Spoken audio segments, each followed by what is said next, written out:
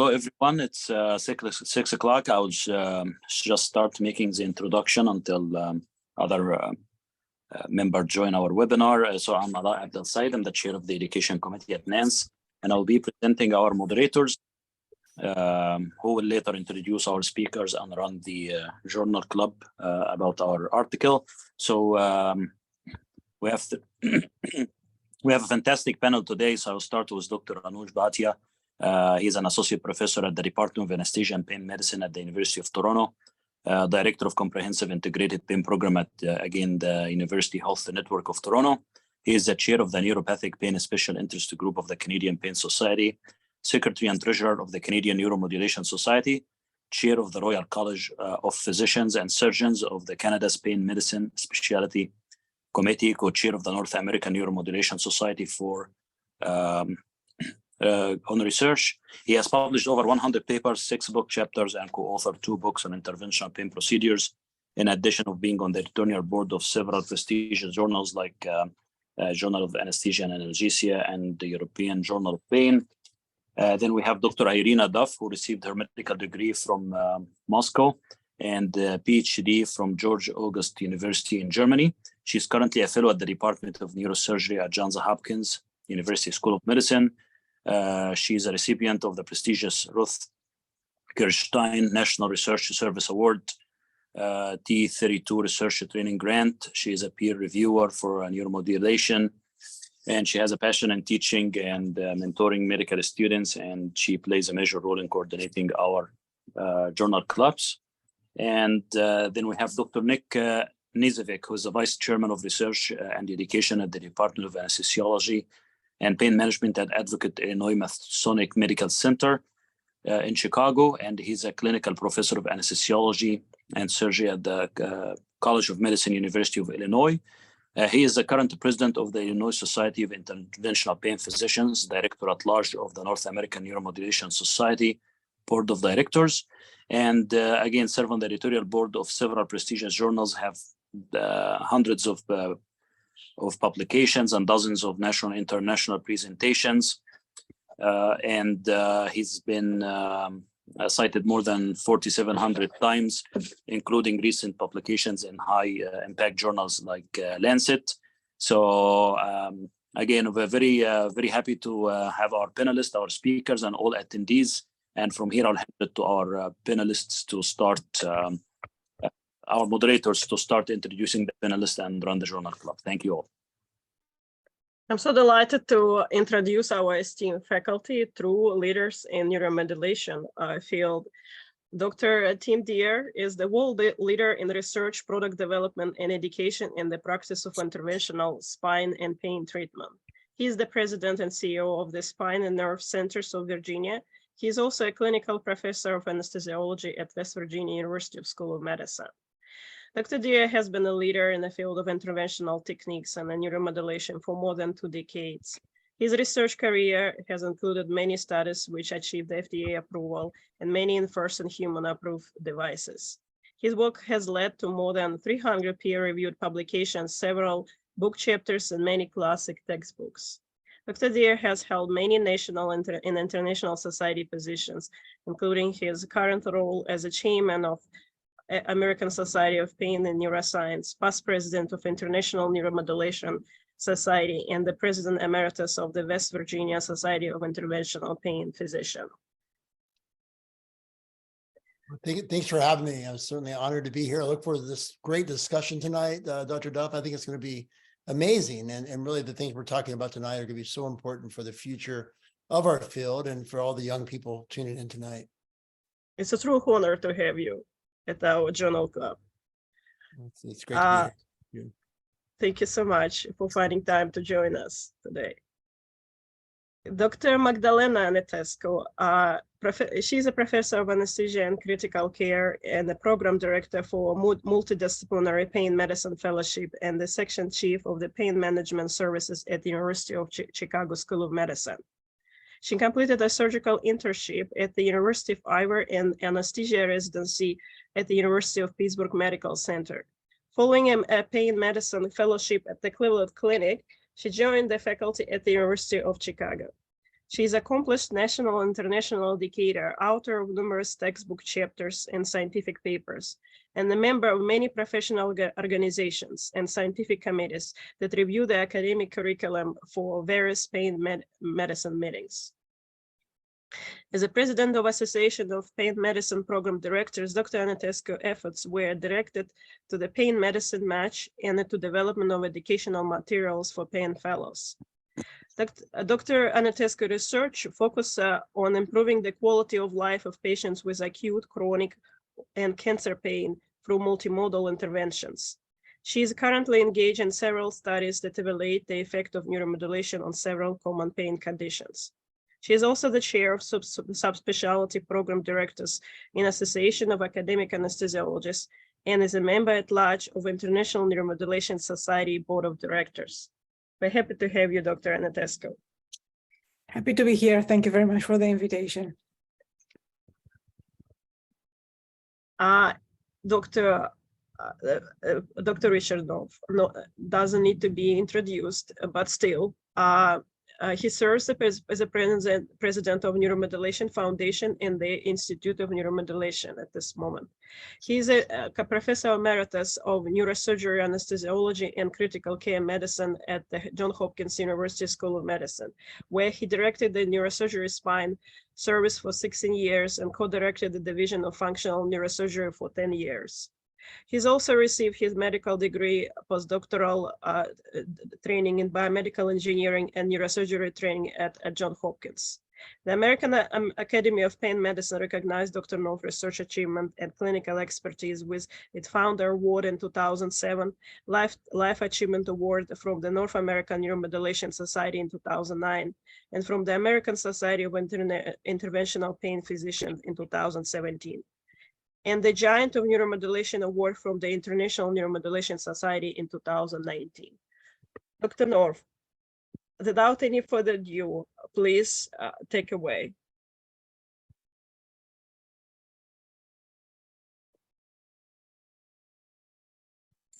Thank you, Irina, for that wonderful introduction. And something of which I'm particularly proud, and that is germane to what we're doing tonight, is that for many years, starting in the 1980s, I organized the Department of Neurosurgery's Journal Club, which was always one of my favorite activities. And I remember, for example, that we critically and somewhat skeptically reviewed the paper by Russ Portnoy and Kathy Foley in the late 80s, proposing use of opioids for chronic non-cancer pain. And we all know what's happened there. So it's a particular pleasure to participate in this. Are we going to go over some of the ground rules before we go to, yes, to my slides? Yes, before we jump into this discussion, there are some few ground rules we would like our attendees to be aware of. And the first one is, if you have any questions throughout our discussion today, to please use the chat box to message our panelists or moderators. And we would like all attendees to mute their mic while we are fully in discussion mode. And at the end, all the questions that we receive will be answered in the form of a panelist discussion. And at the end of the webinar, all recordings will be available in 48 hours time on our YouTube channel. And if you have any questions, please be free to message us and we will get back to you. Thank you.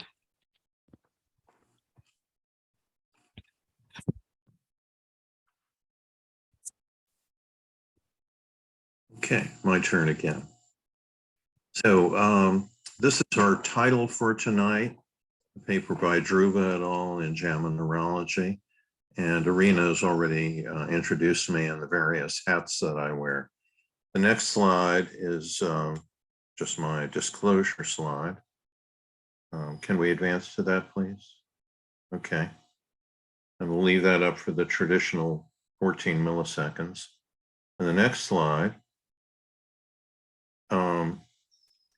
is a list of high impact journals. And I put this up by way of pointing out that spinal cord stimulation publications don't appear often in high impact journals such as this. And you can see JAMA at about number 7 Next slide.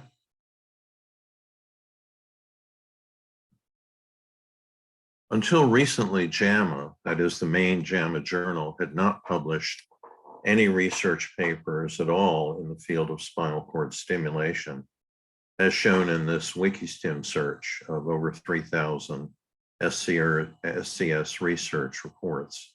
Next slide.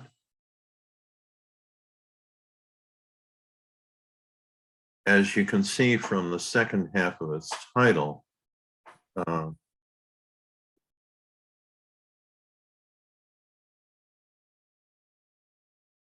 this paper reports on a randomized controlled trial of spinal cord stimulation. And this is the first publication in JAMA, the main journal, which appeared 7 months ago. This was the subject of our last journal club. It was unfavorable to SCS, as you probably all know, and it has been heavily criticized. The next slide. This is a search showing that there have been 7 SCS papers in JAMA Neurology to be distinguished from the parent journal. And our topic tonight is the latest such paper, which came out on November 28th, 6 weeks after the Hara paper. Next slide.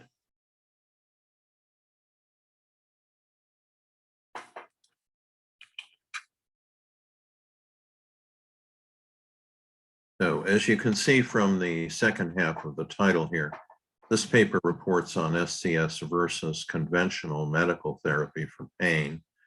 And as you can see from the first half of the title, it uses proxy outcome measures as its primary outcomes, namely use of opioids, other interventions, and total costs. Although the word pain appears about 100 times in the paper, it was not a primary outcome measure. Next slide. The abstract explains that this is a so-called big data retrospective study of insurance claims data on several thousand patients. And highlighted here in yellow is the interesting coincidence that 5 of the 7 authors are affiliated with Optum. Who, pray tell, is Optum? The next slide shows, if you read a little further, that 5 of the 7 authors are actually employees of Optum. And the next slide, zooming in here on the fine print, one learns that the other 2 authors were supported by Arnold Ventures. Who are they? Next slide. This is the result of a web search that shows that they are a for-profit philanthropy, which is an interesting oxymoron. Time does not permit discussing this, but if you go to Influence Watch, which reviews nonprofits, there's an intriguing write-up. The next slide. As regards Optum, here is their website homepage. And if you search the site, it really reveals very little about them. Next slide. But here they are on the homepage of United Health Group. So who exactly are United Health Group? As explained here, they are a very large healthcare and health insurance company, the world's 7th largest company by revenue. So this might be above my pay grade, but I think it's worth knowing as we read this paper. The next slide. This fortuitously appeared in STAT, which is a publication about the joy of statistics. Came out on December 5th, just 1 week after the paper in JAMA Neurology. And as you can see, conveniently, it's about United Health. The next slide explains that Optum is a division of United Health and is a healthcare provider, not an insurance company. The insurance division pays Optum to provide care to its patients. So in effect, it's taking money out of one pocket of United Health and putting it in another. The next slide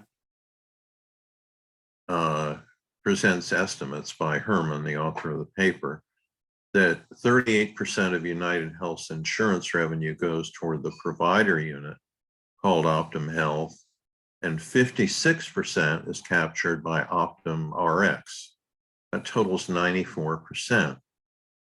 And this is how it's treated if you read the part above. And the next slide shows the overall effect for United Health, namely that they reap over $100 billion in additional profit by virtue of having this additional revenue. Insurance companies are limited by law to keeping no more than 10 or 15% of the premiums they collect, but there are no such restrictions on healthcare revenues. So this is a very big deal indeed for them. Next slide. There is an obvious conflict of interest here. And it's interesting that this should occur in a JAMA publication, because JAMA has been among the leaders in discussions of conflict of interest over many years.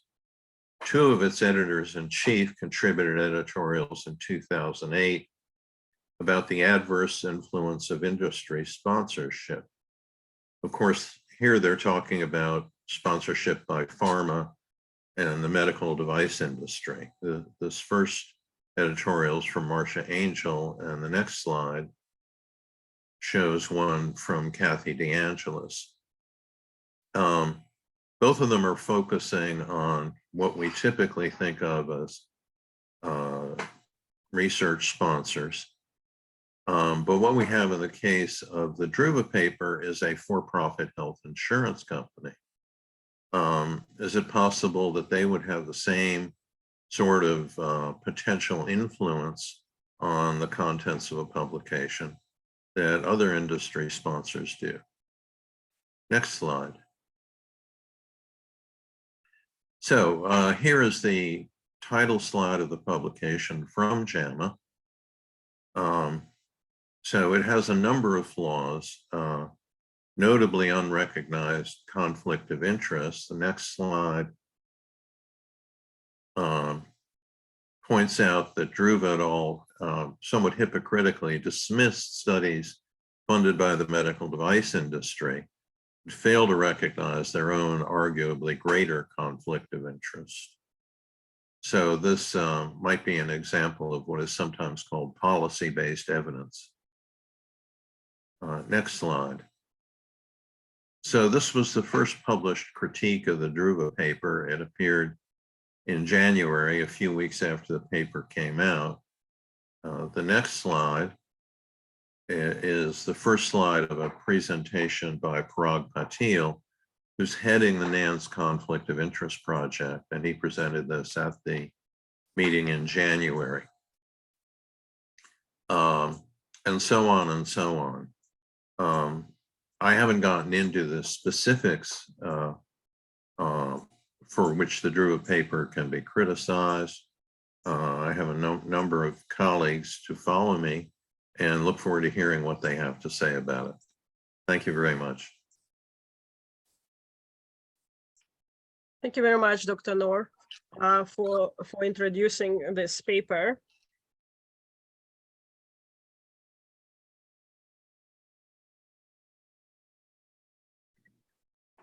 I will talk more about the findings and the methodology of this paper we're discussing today. So, as Dr. North already mentioned, this is the 2-year retrospective comparative effectiveness and healthcare resource utilization analysis after spinal cord stimulation therapy compared with the propensity-matched conventional medical management cohort. It is important to clarify some terminology for better understanding of study methodology. So what is a retrospective study? Retrospective cohort study usually constructed from of past outcomes, and source of data for this study in majority of cases are medical records. Comparative effectiveness analysis, it's an interesting term. So comparative effective analysis compare two active forms of treatment. Comparative effectiveness research differ from study design that have an active control or placebo group. So we're dealing here with two active intervention which compared. Comparative effectiveness studies are designed to improve healthcare decision-making by providing evidence about the effectiveness, benefits, and harm of different treatment options. Another term which important to clarify is propensity matched cohort. I will be talking about this later in the presentation.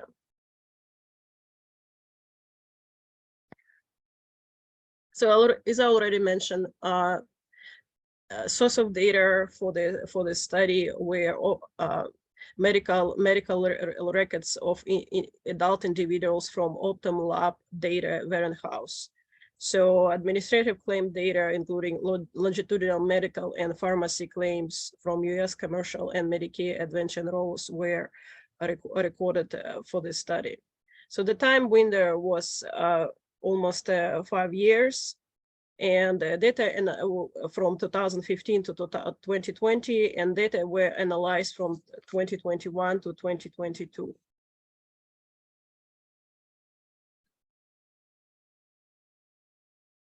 Investigators took a lot of time and numerous steps to construct the cohort. So inclusion criteria were adults 18 years old and older with the various pain diagnoses such as failed back surgery syndrome, complex regional pain syndrome, chronic pain syndrome, chronic post-surgical back pain, and extremity pain. So I want you to pay attention that we're dealing with a lot of pain conditions, not a single one like a failed back surgery. The cohort entry date was defined as the first diagnosis claim after a diagnosis-free clean period of 6 months. It will be clear later in the presentation how they build it.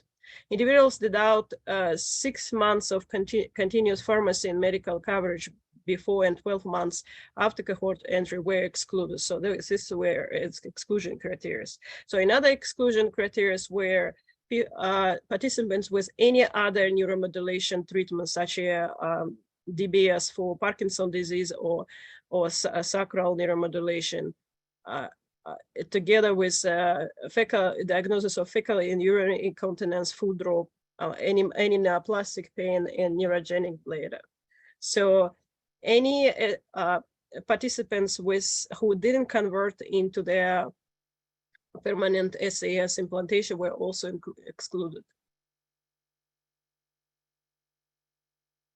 So this is the busy slide which demonstrated the steps investigators took to construct the final cohort. As you can see, I'm not going to go through every single step, but you can see that they used rigorous criteria to disenroll participants which didn't meet their requirements. This slide show the sequence in building cohort. So it's as I said, it took place from 2015 to 2018. So there are different information in different part of the paper, which we're also going to cover later. So the patients with diagnoses which are already mentioned, such as failed back surgery, CRPS, chronic pain syndrome, and the other extremity pain conditions were entered into cohort. They were observed for 6 months. They had to have a clean period of 6 months of diagnosis. So next, for the next stage of the cohort observation, index date was determined, which was for SAS group, trial SAS insertion and continuous medical treatment for medical group. So they were observed for another year, for 12 months. And next step was the permanent implantation of SAS. And after that, they were observed for another 12 months, permanent SAS group and medical group.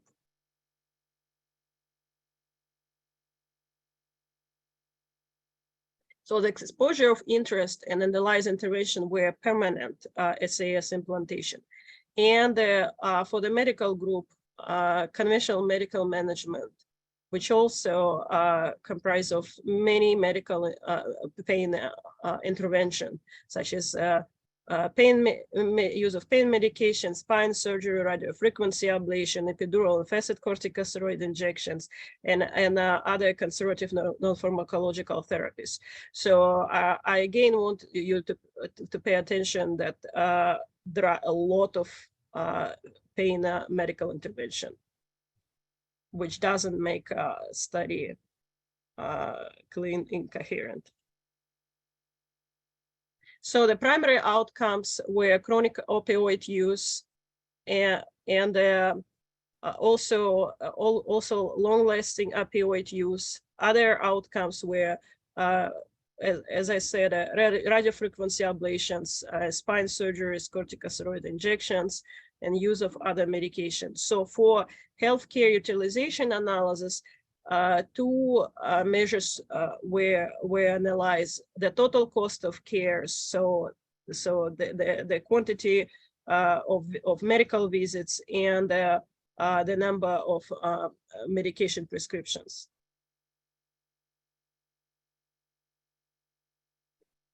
So it's worth discussing more about propensity matching, because it's an interesting methodological approach which used in observational studies. So propensity matching is a statistical analysis of observational data which attempt to estimate the effect of treatment policy or other intervention by accounting for the covariates that predict receiving the treatment. Matching attempt to reduce the treatment assignment bias and mimic randomization. So they didn't have a true control group. So propensity matching used in observational studies to create this artificial control group in order to compare two interventions. So to balance baseline characteristic between the treatment groups, the probability of receiving a permanent SAS versus medical treatment was modeled as a function of 65 baseline predictors among patients with 12 months or longer follow-up. So they have 65 baseline characteristics, and they had the ratio to 1 to 5. So 5 times, they have 5 times more people with medical treatment compared to people with SAS implantation. So among this 65 baseline characteristics, they use an exhaustive list of pain surrogates, chronic opioid take, all these procedures like a radiofrequency ablation, corticosteroid injection, spine surgery. So they obviously include demographic characteristics, race and ethnicity. It's interesting that they included medical and mental health comorbidities and other pain-related and musculoskeletal conditions. So they claim that this comparative matching was rigorous and included many characteristics. And the figure shows that there is no, so they actually demonstrated visually that there is no difference between pre-match and post-match, and difference between two groups, SAS group and medical group. So so they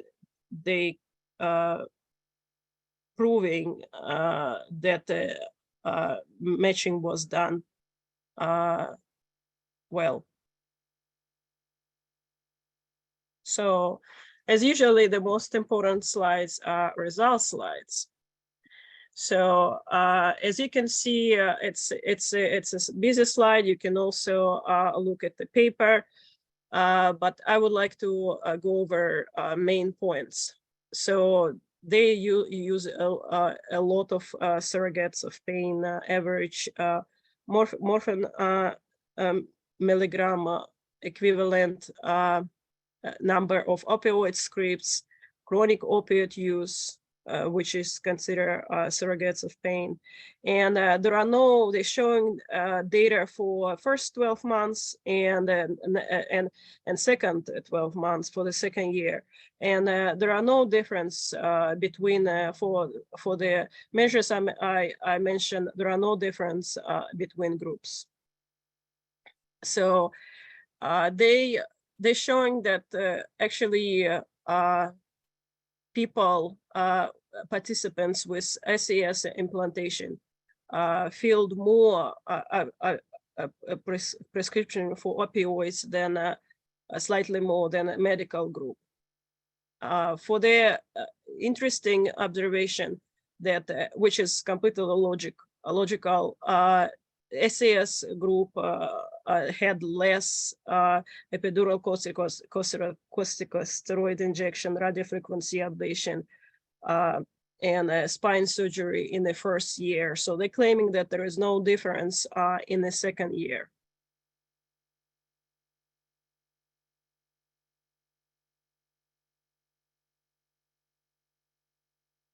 So I would, another interesting observation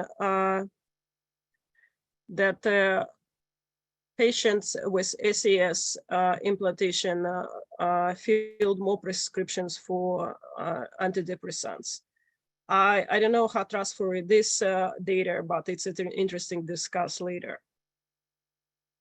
So for the second part of the study, which the health utilization analysis, they show two types of analysis: total cost of care, and they divided between a number of medical prescription and quantity of medical visits. So obviously, in the first year after SES implantation, cost of care went up, and in the second year is the same, but no difference, no decrease. So for the second graph, B graph, so the medical cost also prevail in the first year for SES implantee, and no difference in the second year. So for the medical prescription, there is no, they're showing based on the data that there is no decrease in the prescription in SES group.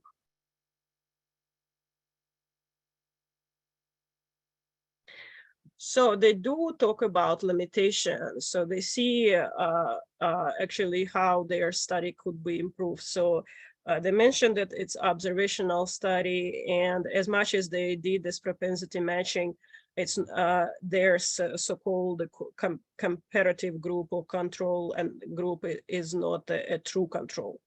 So they did talk about that direct measures of pain or holistic outcomes were not used in the study, and it's a downfall of this study, obviously.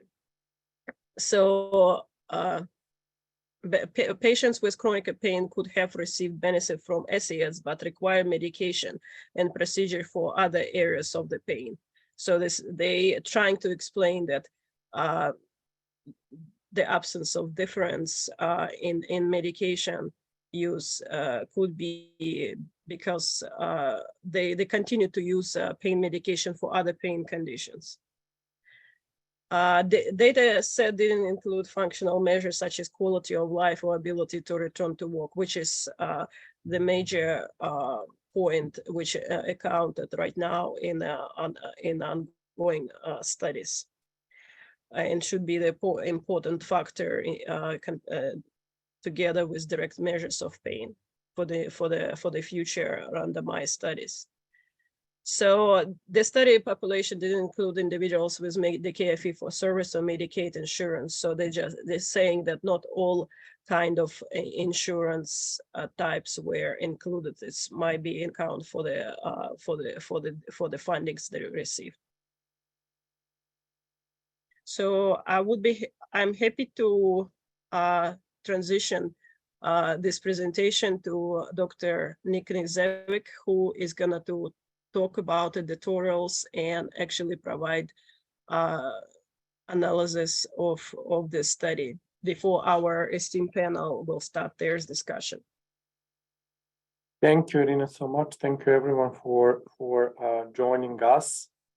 I'm going to talk a little briefly about two editorials actually that were published so far, and we have pleasure to have Dr. Deer, one of the authors of the editorials, with us tonight, and I will leave some stuff for him to discuss as well. Anuj and I are co-chairs of the NANS Research Committee, and we'll talk first about the editorial that was published in JAMA Neurology, together with the article that Irina was mentioning. Prasad and Lawrence Perret did this fantastic editorial. I really like the quote that they put it there, that they said, absence of evidence does not necessarily equals evidence of absence for potential overall health outcomes differences between these two therapies. The key in this editorial that they didn't follow all the rules of the what we call SAFE principles. They didn't talk about the safety, appropriateness, fiscal neutrality, and effectiveness, right? The key was, as we see, that the whole paper was focused on chronic opioid use and on the cost, and was the lack of the direct pain and functionality measures, which, it's simple, not possible even to talk about effectiveness without these measures.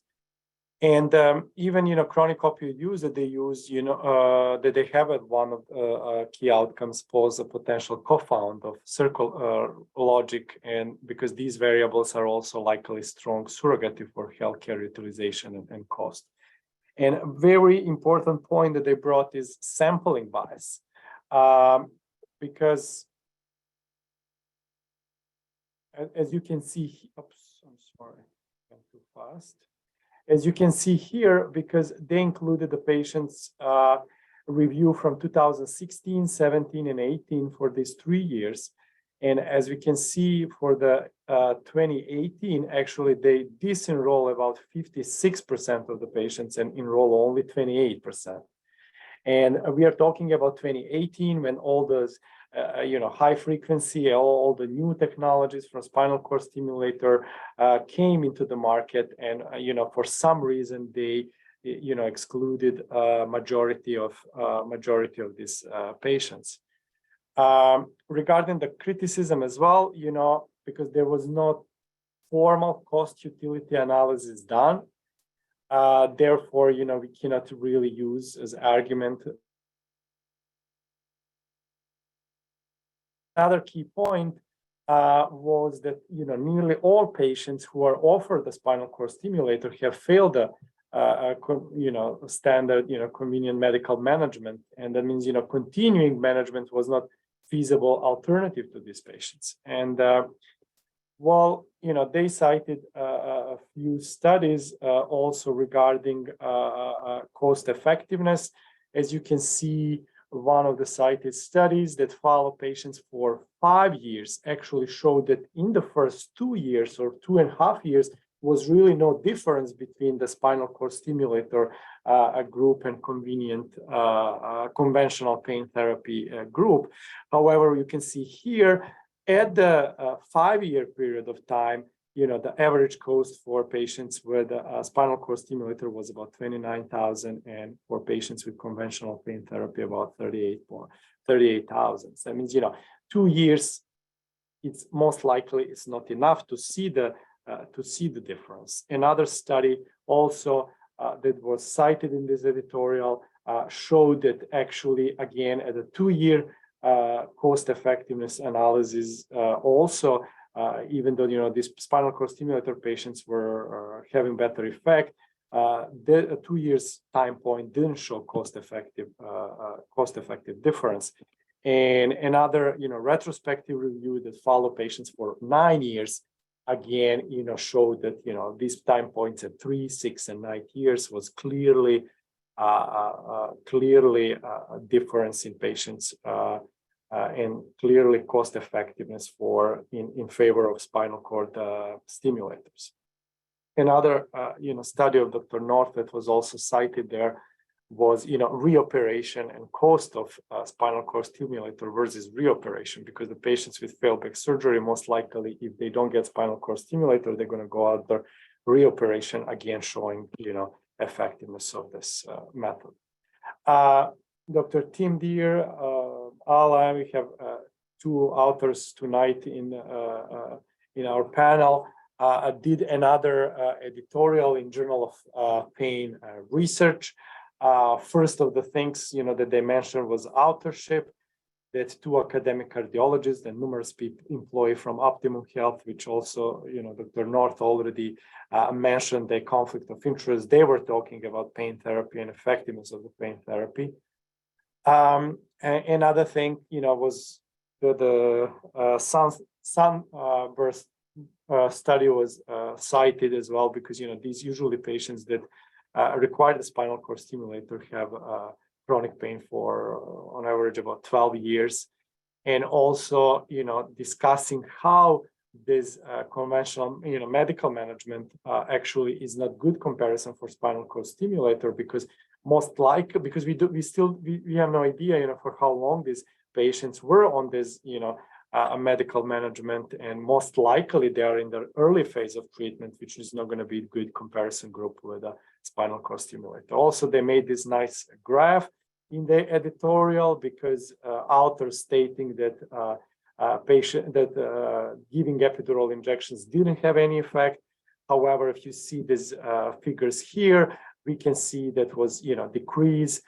This was the baseline, and these are effectiveness in the conventional medical management versus epidural injection, and we can see that was actually reduction in the both. This was in the first year, and this was in the second year. We can see that was anyway from 25 to 40% decrease actually that epidural injections were effective in the both groups.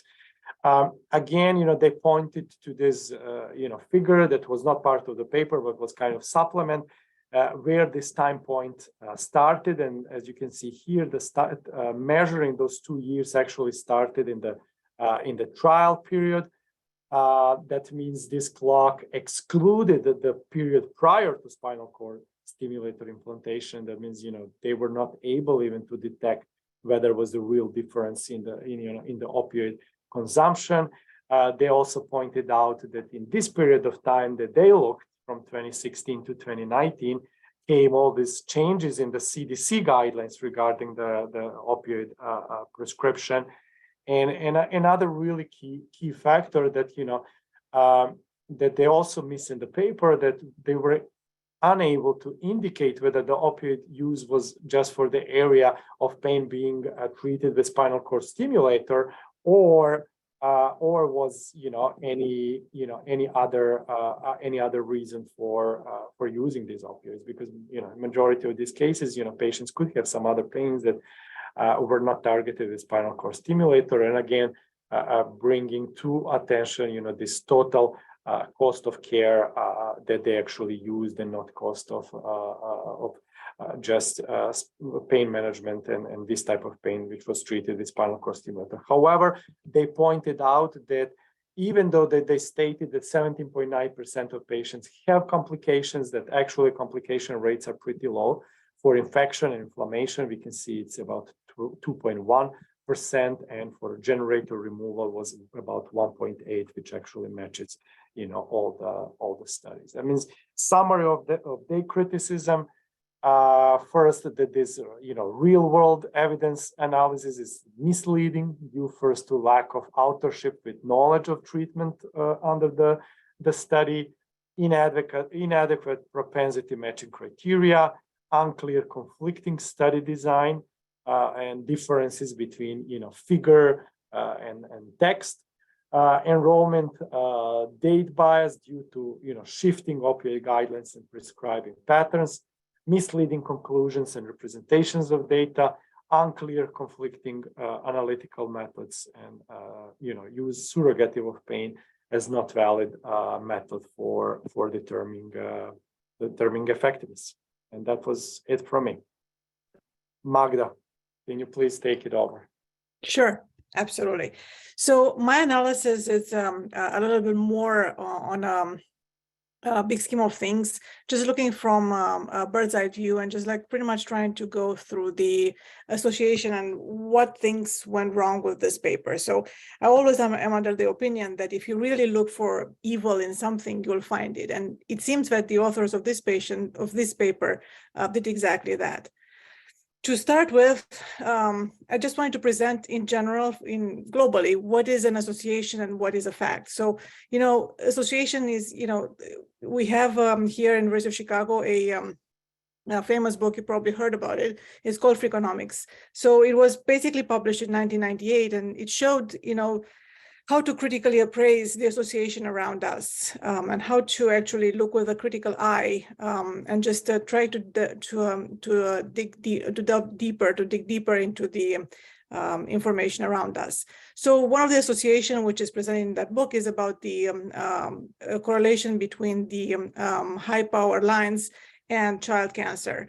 And for the many years, about 20 years, it was understood. It was actually claimed that the high power lines would actually contribute to child cancer. But in recent years, that thing was completely negated, and showed that basically, it's very weak association between those things. Another fact, which is very, very important now we live in Chicago, is what is more dangerous for kids under 10, a swimming pool or guns? And if we have a poll, I would ask you this. But in the meantime, since we don't have a poll, I will present you the data. So the pool in the US, this is data from 1998, mind you, but in a pool, there's about one kid dies in about 11,000 pools. However, if you look at the guns, about one kid dies to 1 million guns. So based on these facts, the guns are less dangerous than the pools. Now, this was again 1998 as opposed to current, so the data might have changed. But this slide is just to present you the association and facts and how we can actually have to look around and just kind of criticize information we are presented with. More association in this paper in particular. So number one, the patients were de-identified. It was no IRB, no lack of individual account for comorbidities. It is not known that if the patients which had received spinal cord stimulators for back pain had also concomitant sacroiliac joint pain or knee pain or headaches or whatever they have received the opioids for. Another bias for this particular paper was the industry funded equals biased. Now, spinal cord stimulators are very expensive structures and very expensive products. It is very, very hard to do an independent study for those particular devices, since we actually do depend on the insurance companies. So Dr. Noor presented very eloquently in the beginning, so I'm not going to focus on this. The other thing is just spinal cord stimulator equals complications. Spinal cord stimulator, when we actually place it, is basically, I tell the patients, a flesh wound. So the complications we actually see in those patients are basically not different than the complications we see in pacemakers. On that note, what are we going to do for the patients which are needing in a pacemaker? We're not going to put them because of a complication. Similarly, can be done with those patients. Patients which have suffered for 12 plus years of pain, and they found a solution. Even if it's not the perfect solution, we should not negate them the possibility of actually getting access to the therapy just because we are fearing of the complications. And the other one, which is very interesting, is with opioid use equals failure in spinal cord stimulators. Now, we know very well that if you have high dosages of opioids in a patient, the possibility of weaning those opioids with spinal cord stimulator decreases while the opioid, if the opioid is higher. This is one paper. I didn't put the graph in there, but in this paper, which is reference there, it's probably 4 or 5 years ago, published about 4 or 5 years ago, showed that if you have high opioids, the risk of explantation is higher. So why would, in the first place, would have to go to rely on opioids for this kind of pain? So the question we have to ask is not if the opioids are you able to wean or not. Is basically how can we actually prevent those patients to go to an opioid use disorder later in their course of the chronic pain disease. Other associations and other issues which went wrong with this paper was basically the cohort base. So if you look at the beginning of the paper and then say that you have 6,000, a little bit over 6,000 spinal cord stimulators, comparing with more than 200,000 conservative management, medical management, and then you actually end up with a little bit over 1,400 as compared with 91, over 90,000. It makes you wonder if in those 90,000 patients, you cannot really find another cohort of 6,300, which can match the 1,200 you initially had. So in other words, you compare one spinal cord stimulator cohort with one cohort of conservative medical management, but the argument it may be that it may be more conservative management cohorts which matches those descriptions of the 1,200 spinal cord stimulators. So unless you actually exhaust all of those, you can actually cannot have a conclusion for those things. What happens if your cohort, fares differently than the cohort you actually chose for conservative medical management? So this is a question which we actually always have to ask. Why did they choose this? Yes, they choose 65 variables, but maybe 65 variables can be found similarly with grading of those in other cohorts as well. The other thing is, which is questionable, is filing prescriptions for TCAs and other antidepressant medications, which definitely does have no room to be evaluated in this context, because many patients do have other comorbidities, psychiatric comorbidities. So I'm not sure exactly why they actually even mentioned this in this paper. And then finally, filing more opioid prescription with spinal cord stimulators. Number one, the numbers did not look very different. And number two, as I mentioned earlier, there may be other conditions for those patients to actually use the opioids in the situations. They can have headaches, they can have other joint pains, may have surgery, or who knows.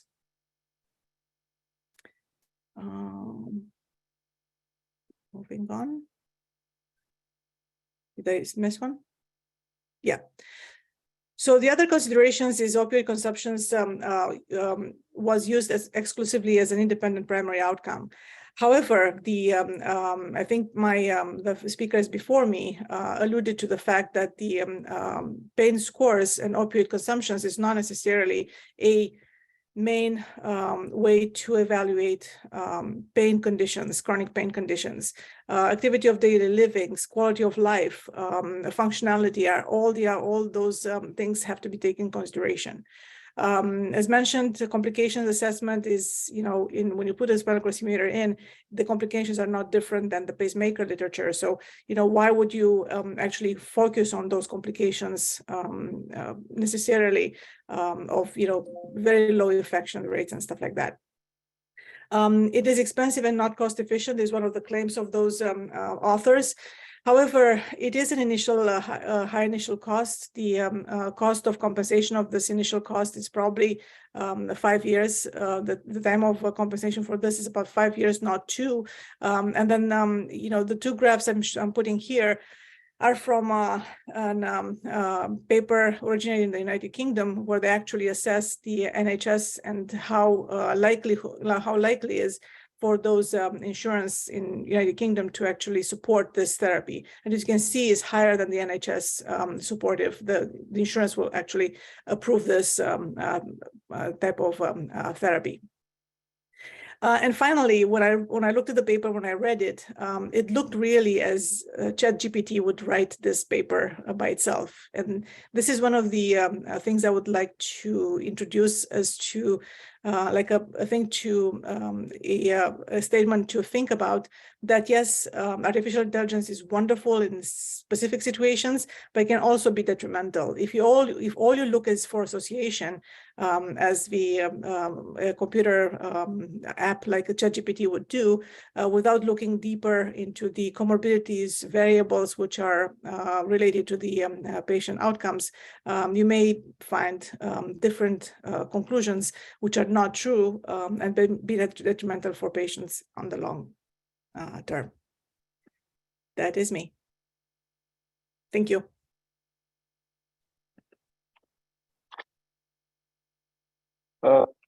Thank you, Magda, for that excellent summary. And I'd also like to thank all our presenters, Drs. North, Duff, Izebek, and Dr. Nestescu, for shedding light on this paper and helping our audience understand the flaws in this research. We have an excellent panel this evening, and if I can, I'd like to call on Dr. Deer to hear his thoughts about this paper. Dr. Deer has written an editorial, and he's also heard some interesting views this evening. So what's your take on this, Dr. Deer? Anuj, thanks so much for inviting me on tonight. I think really, let's start on a positive note. And the positive note is this could have been a really helpful thing. Had it been done properly with the right data and the right methods, we could have learned whom, in what group of patients, the stimulation not work well. Because I'd love to know that. So would you, because we'd like to have overall better outcomes. And if there was a group we could identify who shouldn't be implanted, we'd like to know who that is.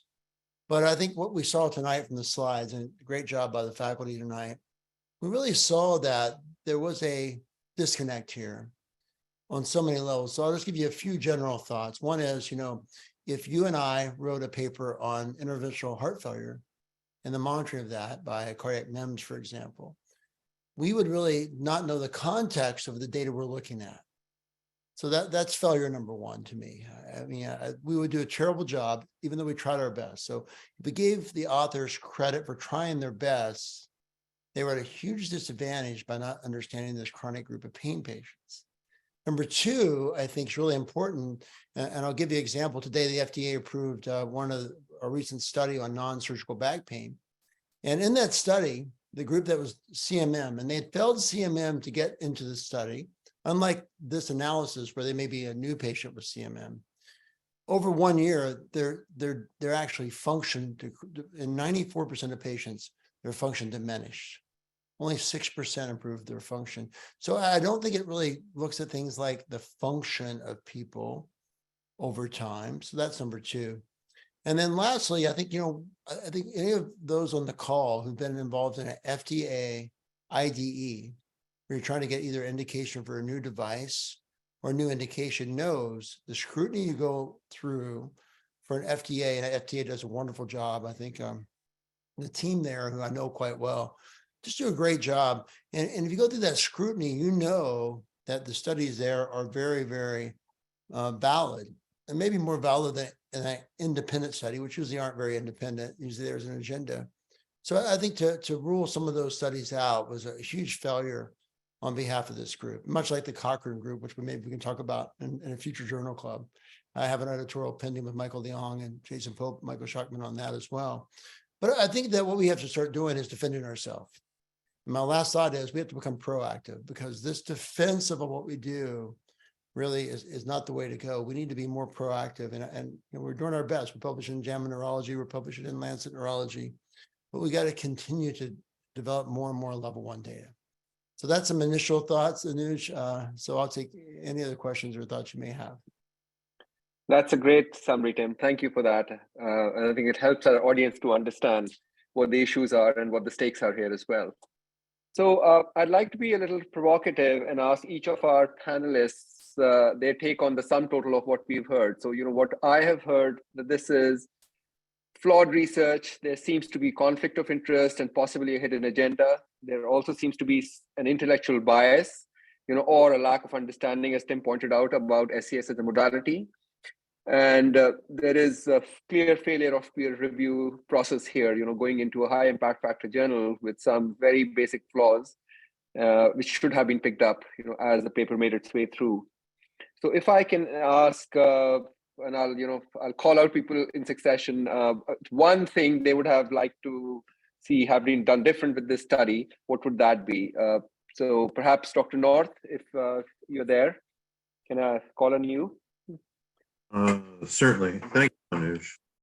And thanks, everybody, for wonderful and important insights into the issues with this paper. I think among the most important points are the choice of outcome measures, first of all, which is an arbitrary set of surrogates that are difficult to interpret. There are so many other potential explanations for why they would turn out the way they did. The point about propensity score matching and the inadequacy of that to deal with CMM groups that are fundamentally different. The patients who come to SCS are veterans of years of CMM, which has had disappointing results. And Tim pointed that out in his editorial. I think that's a very important point. And basically what we end up with is outcomes and patients that are apples and oranges followed for varying intervals, maybe not long enough to see the cost benefit of spinal cord stimulation.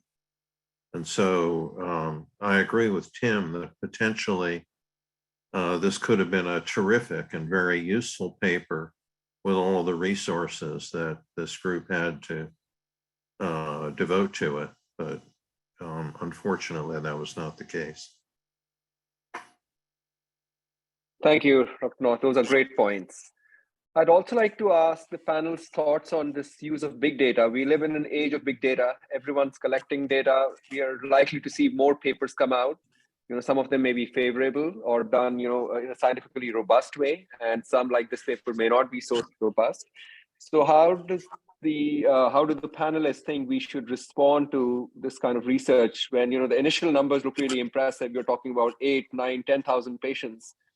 And how does the average reader, who may not be aware of the subtleties of, analysis techniques or regression or propensity score matching, how do we educate our audience and our colleagues about what the flaws are with this kind of big data research? So anyone on the panel, feel free to jump in. I'd like to say a word about that because I just published a paper last year that you may have seen with 105,000 pages.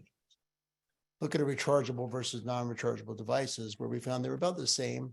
It was really more patient selection that was the most important thing, more so than the type of device. I mean, that's what we all can learn from each other here. But I never saw big data manipulated like Optum Healthcare manipulated this data. And actually, it took me aback because I'd said on many panels and podiums that big data is where we need to go and let the chips fall where they may with no bias, because I really thought, and it was very maybe with naivete, I really thought the big data would tell us the story. And then I see this manipulation of the data. So actually, I think this study, if anything, makes me kind of sad that big data may not be what we thought it was. And we're going to have really big scrutiny to big data. So big scrutiny for big data is something I didn't think we needed, but we're going to need it going forward. That would be the heading of an excellent editorial, Tim. Big scrutiny for big data. I like that. I agree. That's a good one. We should write it together, our friend. Totally agree. I was also going to ask our panel, how do we handle the data on medications, especially in context of interventions like spinal cord stimulation? This is just an example intervention, could be radiofrequency ablation. Does the panel have thoughts on how do we address it, specifically when the panel or when the researchers, look at absolute time data and not really are aware of what the baseline doses were? I would have thought a reasonable approach would be to look at the baseline opioid needs, pre-intervention, and then see what has changed, what the delta is, rather than comparing it in real time, which the authors here have done. Does the panel have thoughts about this? How do we address these issues around medication usage following interventions for pain? So I can take this just a little bit. In general, the paper is completely superficial. So it looks very superficial from a very superficial angle of what this means and what kind of medications we use. Just going to the medications for anxiety and depression, which have no role in here. Sure, we need to kind of have an analysis about opioids and all the other medications, but we also have to relate this with what conditions we are actually treating. So the paper doesn't actually show anything, any comorbid disease for any of those patients. In a sense, Tim is right. I mean, big data means that you can actually look at some association, which are sometimes not true. So how do we make those association more evidence-based and actually meaningful for us? This is a question we all have to ask ourselves. But in general, for any single analysis like this, looking very superficially, it's not always a good idea. It's just like go deeper and just try to kind of associate as much as possible so we can actually have a good conclusion and not one, with half a brain, basically. No, totally agree. Thank you, Magda. There are a couple of questions in the question and answer box, and I'll read them out, and anyone from the panel can have a go at this. So Dr. Raslan talks about why are all the controversial papers written by outsiders? And this is the point I think Dr. Deere was making as well earlier on. Are they trying to make a splash? Is there any chance that we are all blindsided? Of course, that's unlikely, but just an interesting observation. Why do journals not realize this? In other words, how do journals not pick on the fact that people who are writing the paper actually do not have enough intellectual gravitas in the topic they're talking about? And should they actually pay attention to this? Any comments on this? There's going to be people out there who are haters of anything you do in life. And so I think we've done a great job advancing the field from the times of the great work by people like Rick North to the current times. At the same time, though, we're not very introspective sometimes. And I really think that one of the biggest things that happens here is that companies in our space criticize each other's studies, and doctors in the space get in a tribe and criticize each other's studies. And then outsiders criticize all the studies, and it makes us very weak. So I think really we have to make an effort to really applaud those who do work and applaud them for their efforts. Now we can point out maybe methodological flaws or things you could have done better, but I think the era of us criticizing each other really needs to go away. And we need to really work together to look at a study and say, you know what, that was a great study, but you could have done this better, and really help each other in that way. But I don't think the journalists are going to see, maybe I'm being skeptical now, from naive to skeptical, but they're not going to see anything positive if they can find a negative, because negative things are always what makes JAMA. It's what makes New England Journal. I've had several articles we've submitted to New England Journal and JAMA that they said, oh, put it in our neurology section. Put it, because they don't want it in the main journal. If it's a negative article, though, they'd love to have it, like the study from Norway, which was horrific. And I think that's a sad, which you did a great job at NANS critiquing that. And I love your critique. But, I think that's where we are. So we got to quit criticizing each other and work to make better studies and be more proactive. Thank you, Tim. I like those positive words and approach for the future. Another question and comment from Dr. Jose Calvache, who's in the audience tonight. He talks about, I'm going to paraphrase a little bit, he talks about real world data being used to do research. And he talks about the fact that residual confounding is always a problem, and we need strong methods and analytic approaches to deal with this and navigate these scenarios. And then he goes on to ask, do you think real world data and pain management are done currently with the strong and robust methodological approaches they deserve and need? And I know Tim has already talked about this. Big scrutiny for big data, I think, is the motto for this evening. Any of the other panel members have thoughts about how this big data could be done or used better to produce more productive research that actually helps the field?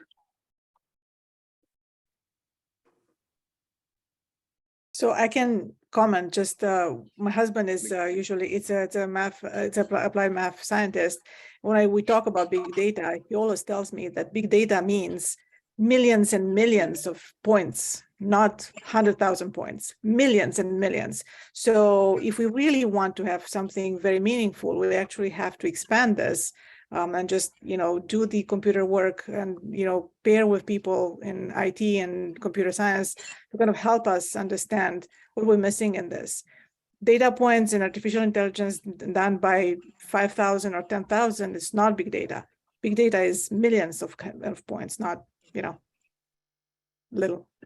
In no news, I want to go back to anesthesia for a moment. It takes hundreds of thousands of cases to see a difference in methods, right? Because we made it so safe. Anesthesia becomes so safe. It takes a lot of data there. And I think the problem we have in what we do is, we don't collect ODI in most patients, in most practices, right? We don't collect patient satisfaction in most patients. We don't collect Pittsburgh sleep study scores in most practices. So you're stuck with this pain number and you don't know the quantifiers of that. Is it knee pain or back pain or leg pain or, CRPS or, so I think we're kind of doomed a little bit in big data for actually outcomes. We'll do better in complications. We'll do better in other cost utilization methods. For outcomes, I don't think we have the holistic data in the charts for the databases, whether it be from Optum Healthcare, who did this horrible job in this article, or whether it be by Medicare or CMS. We don't have the right data. So until we get an EHR that collects that type of data in every patient in America, that all links together and hopefully internationally into Canada and other countries as well, until we get an EHR like an Epic that connects everything together, where we can see all the outcome data, I think big data is not as valuable as we think it. Hate to say it.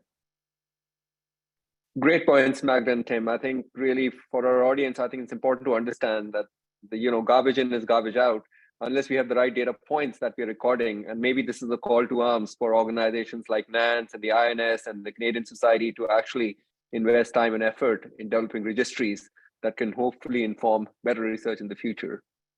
Yeah. Oh, no, I may. Please go ahead, Rick. Yes, the Dr. Kalbash's question begins by asking about studying causality.